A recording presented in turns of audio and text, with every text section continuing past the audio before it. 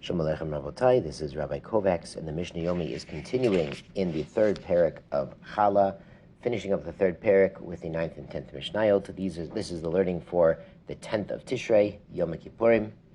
It's wishing us all a Gemar Chatima Tova. Mishnah Tet Kayotzibo. Similarly to this, now recall yesterday we had a case where there was a tevel dough, meaning he hadn't separated a challah, so it's tevel, and he took sourdough from that and stuck it into a dough that he'd already taken challah.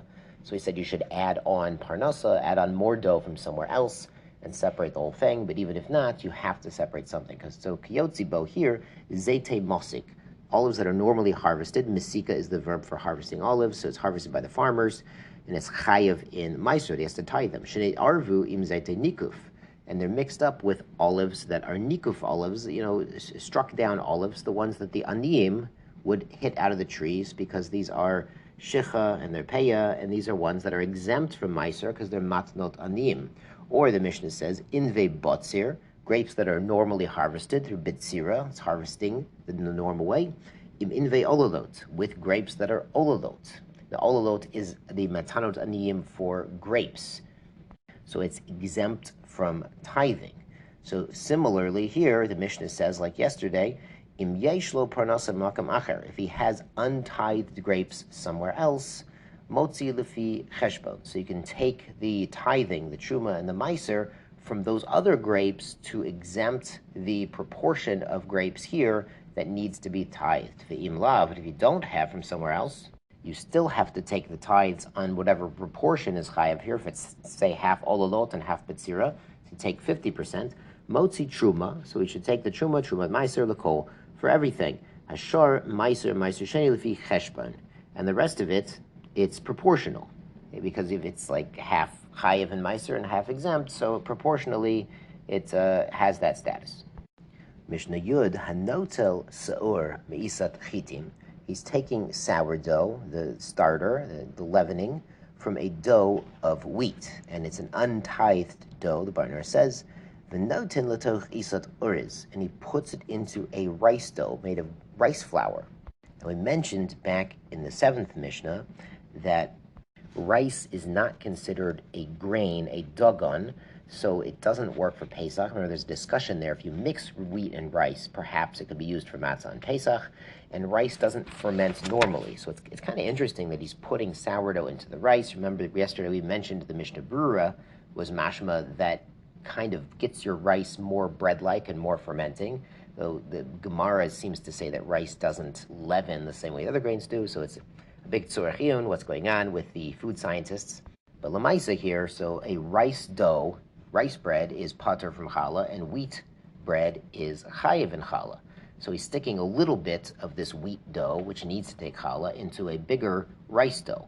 So the Mishnah here says, im yesh ba tam dogon, if it tastes like wheat. Remember, yesterday we said that the Beit Yosef brought a rashba that rice has a very weak taste. So rice goes with everything. So it could be that the little bit of wheat gives a taste to the whole dough. So if so, chayevet bechallah. If it tastes like wheat dough, it's considered wheat dough, and he has to separate challah for the whole thing. Im lav, if it doesn't taste like it, petura, so he doesn't have to separate challah. So the Mishnah asks, this is a bit surprising, because we've just seen where even if you have a small amount of tevel, of untithed or unchalad items in a mixture, you have to take care of that somehow. So the Mishnah says, im ken, if so, we don't have to fix it, there's no taste. Lama amro tevel oser koshehu. Why do our sages tell us that tevel mixed with something else, even a small amount, you have to do something to take care of it? Either you get produce from somewhere else that's chayev and challah, or truma, meiser, and you separate onto the proportion that needs, or you go ahead and separate lefi cheshbon. So you have to do something, but here, if it doesn't taste like wheat, we know lemaisa there's a little bit of sourdough that came from a tevel dough in this mixture. So lemaisa, why don't we have to do anything about it in the absence of taste? So the Mishnah answers its own question, min b'mino. The kol shehu issue is min b'mino. When it's the same species or the same taste, then you have to do something about it no matter what. You're not going to taste it, lamaisa, because you can't do a taste test because it's the same species. It has the same taste. The Bartner brings an explanation of this from the Gemara in Avodah Zarah, that really deraisa chita achat poteret kri. Even taking one kernel is enough for truma gedola. Of course, rabbinically, we need kedei netina. It says Natan the Kohen, so we give them 2%, 2% on average for truma.